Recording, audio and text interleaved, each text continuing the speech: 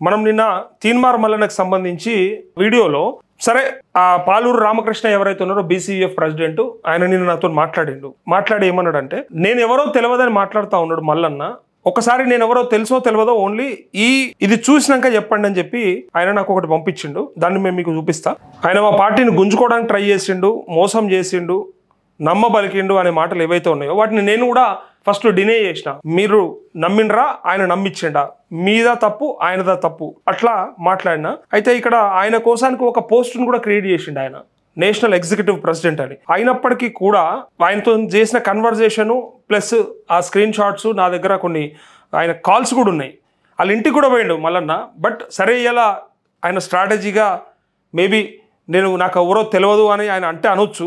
కాకపోతే ఆయన ఏమన్నాడు ఒకసారి చూడండి. నిన్న చాలా మందిని కలిసినాం, ఈ మధ్య కాలంలో బీసీ నాయకత్వాన్ని చాలా మందిని కలిసినాం. ఓకే, కలవచ్చు, తప్పులేదు.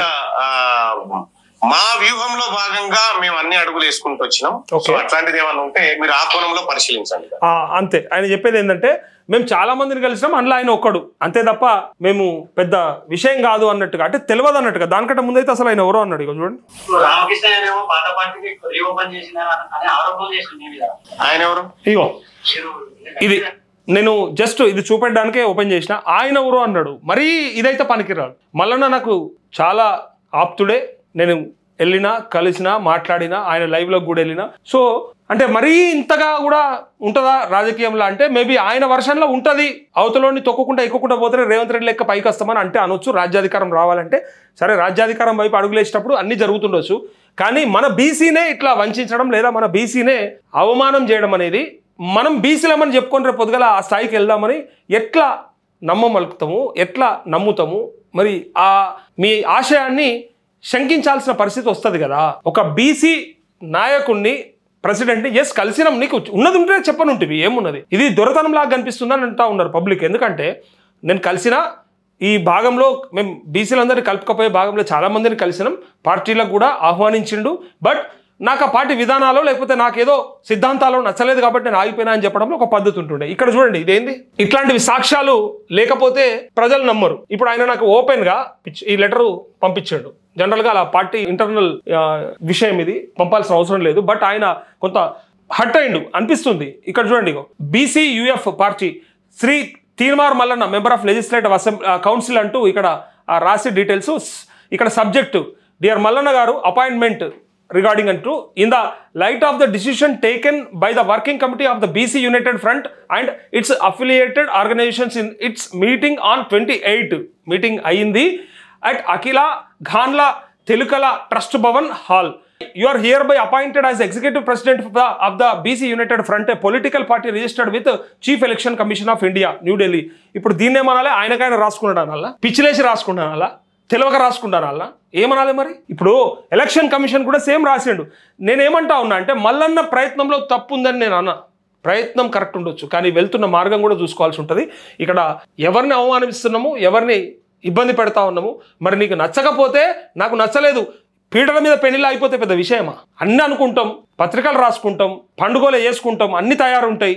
టైం మీద తాళి గట్ట అంటాడు, ఏం దొరకబడతారా అవన్నీ? బలవంతంగా మనం నువ్వు గట్టపో సంపమంటారా? అడుగుతాం, ఏమైంది బిడ్డ ఏమైనా ప్రాబ్లమా అని అడుగుతాం. లేదా పిల్లలు వేసిపోతా అంటుంది, అడుగుతాం, ఏమైంది బిడ్డ ఏమైనా ప్రాబ్లమా, వీడు నచ్చలేదా, ఇంకోడా, ఇట్లా అడుగుతాం.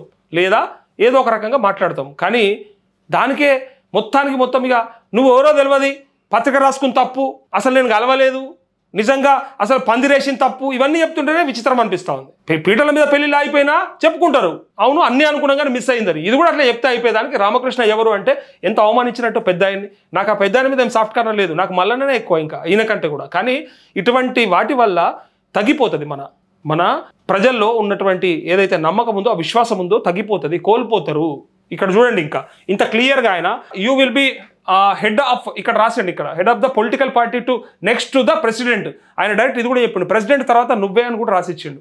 And discharge all your duties as executive president mentioned in the constitution independently. You are directed to organize, elect all the states committee of the BC United Front and shall work in union with the president. You may consult the president while electing the state committees with state presidents and its committees. Whenever any disputes arises between state committees and the executive president, that is yourself, the president shall amicably resolve the dispute and his decision shall be final అని చెప్తూ hope you will be glad to work as a executive president of BC united front and wish you good luck అని చెప్పి appointment letter ఇక్కడ ఇస్తూ CEC central election కమిషన్కి అట్లే Telangana state election కమిషన్కి ఆయన పంపిన లెటరు ప్రెసిడెంట్. ఇవన్నీ చర్చలు కాందే వచ్చినాయి. ఆ మల్లన్న నేను చెప్పిన కదా లైవ్ కాల్కి బదులుగా డైరెక్ట్గా ఇంటర్వ్యూకే వస్తా, డెఫినెట్గా అడుగుదాం. ఎందుకంటే నాయకుడు అయిపోయినప్పుడు అందరినీ ప్రశ్నించను, ఇలా నీకు ప్రశ్నలు వస్తే కూడా సిద్ధంగా ఉండాలి, ప్రశ్నలకు జవాబు చెప్పగలగాలి. అంతేగాని తప్పించుకోవడం కూడా అది నెగిటివ్ అవుతుంది. బీసీలను కలుపుకపోతా, బీసీలను ముందర తీసుకుపోతా, బీసీలని హెలికాప్టర్ ఎక్కిస్తా అని చెప్పి ఒక బీసీని నువ్వు ఓరో ఎరకలేదు రాబాయ్, నువ్వు ఓరో నాకు తెలియదు రాబాయ్ అంటే అది వేరే అవుతుంది. అంతే, ఆ గ్యాప్ అనేది ఉండకూడదు. ఇంత క్లియర్గా ఇగో ఇంకా చాలా ఉన్నాయి. ఇగో ఇది మల్లన్నకి ఇచ్చింది ఎలక్షన్ కమిషన్ది, ఇందాక మీకు చూపించిన కదా. ఇగో చీఫ్ ఎలక్షన్ కమిషనర్ ఎందుకు రాస్తాడు? పిచ్చిలేసి రాస్తాడా? ఉట్టిగా రాస్తాడా? ఇంత ప్రూఫ్ కనిపిస్తలేదా? ఒక పోస్ట్ని క్రియేట్ చేస్తున్నాము ఎగ్జిక్యూటివ్ ప్రెసిడెంట్ మా పార్టీలో అని చెప్పి ఎలక్షన్ కమిషన్కి రాసిండు. మీ మధ్య చర్చలు జరిగింది, మీ మధ్య ఒప్పందాలు జరిగింది, మీ మధ్య లెక్కలు లేనిది ఉట్టిగానే రాయాడు కదా. అంటే దీన్ని బట్టి డోకా జరిగింది అని అర్థం చేసుకోవచ్చు. సరే మోసం చేసిండని నేను అనకపోయినా ఆయన అంటుండు, దానికి మీరు సమాధానం అయితే చెప్పుకోవాలి. డెఫినెట్గా రాజకీయాల్లోకి వచ్చినాక ప్రశ్నలు వస్తాయి. అప్పట్లెక్క నేను ఏదైనా సరే నేనే అంటా నేనే అడుగుతా అంటే కుదరదు. మనకు వచ్చిన ప్రశ్నలకు కూడా సరిగ్గా సమాధానం చెప్పగలగాలి. అది పీటల మీద అయిపోయిన పెళ్లి లేక చెప్పనుంటివి, అయిపోయింది, అది మాకు నచ్చలేదు, సిద్ధాంతాలు నచ్చలేవు, అందుకే సైడ్కి అయిపోయినామంటే అయిపోతుండే. కానీ ఎవరో తెలియలేదు అంటే అది అవమానం చేసినట్టు. అది వాళ్ళేం మిమ్మల్ని అవమానం చేయలే. ఇప్పటికి కూడా వాళ్ళు ఏమన్నారు, రామకృష్ణ ఏమన్నాడు, కలిసి పోతాము, కలిసి పనిచేస్తాము, ఆయన ఒక ఎమ్మెల్సీగా ఉన్నాడు, గుర్తింపు ఉన్నది, కాబట్టి అట్లాంటి వ్యక్తితో మేము కలిసి రేపు రాజ్యాధికారం వైపు అడుగులేస్తామని ఇయ్యాలడు కూడా అంటున్నాడు. బ్లాక్మెయిల్ చేసినా, మోసం చేసినా, ఇబ్బంది పెట్టినా, బట్ మేము మాత్రం కలిసే పనిచేస్తామని ఒప్పుకున్నాడు ఆయన.